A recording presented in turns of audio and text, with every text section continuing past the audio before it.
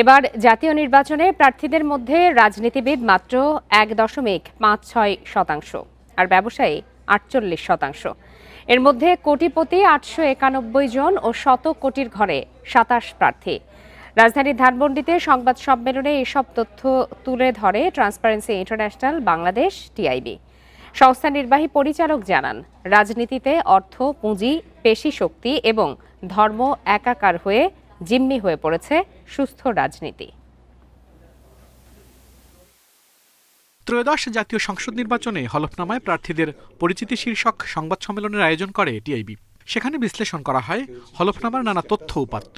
বর্তমান অবস্থান। এবার ভোটে অংশ নিচ্ছে ৫১টি রাজনৈতিক দল, মোট প্রার্থী ১৯৮১ জন। টিআইবি জানায় এর মধ্যে স্বতন্ত্র ২৪৯ জন, যা মোট প্রার্থীর ১৩%। প্রার্থীদের মধ্যে ১২.৬১% আইনজীবী এবং শিক্ষক ১১.৫৬%। স্বতন্ত্র প্রার্থী কিন্তু ১৩% প্রার্থী এবং রাজনৈতিক দলীয় প্রার্থী এখানে ৮৭%। আপনারা যদি দলভিত্তিক প্রার্থী দেখেন, সবচেয়ে বেশি প্রার্থী হচ্ছে বাংলাদেশ জাতীয়তাবাদী দলের ২৮৮ জন, এবং তারপরেই রয়েছে ইসলামী আন্দোলন বাংলাদেশ ২৫৩ এবং তারপরে স্বতন্ত্র প্রার্থীদের সংখ্যা ২৪৯, এবং চতুর্থ নামটি হচ্ছে বাংলাদেশ জামাত ইসলামী ২২২। ১০টি রাজনৈতিক দলের তথ্য তুলে ধরে টিআইবি বলছে, বিএনপির ৫৯.৪১% প্রার্থী ঋণগ্রস্ত, যা সর্বোচ্চ।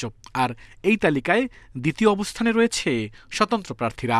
টিআইএম যে সার্টিফিকেটটি ইস্যু করা হয় আয়কর বিভাগ থেকে, সেটি শুধুমাত্র দিয়েছেন, কিন্তু ফাইল এই হলফনামার সাথে সাথে যে আয়কর বিবরণীর পুরো ফাইলটি উঠাতে হবে, দিতে হবে, এটি অনেক ক্ষেত্রে করেন নাই।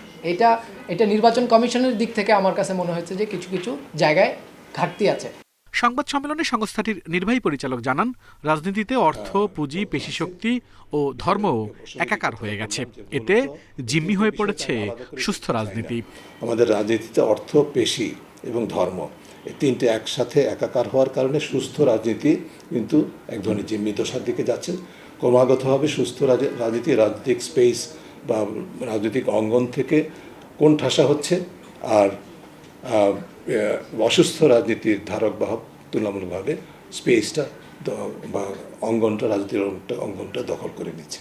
এবারের নির্বাচনে প্রার্থীদের মধ্যে বর্তমানে ৫৩০ জনের বিরুদ্ধে মামলা আছে, যা মোট প্রার্থীর ২২.৬৬%। আর অতীতে মামলা ছিল ৭৪০ জন প্রার্থীর বিরুদ্ধে। এবং ডক্টর আল আমিন হোসেন, ইন্ডিপেন্ডেন্ট নিউজ, ঢাকা।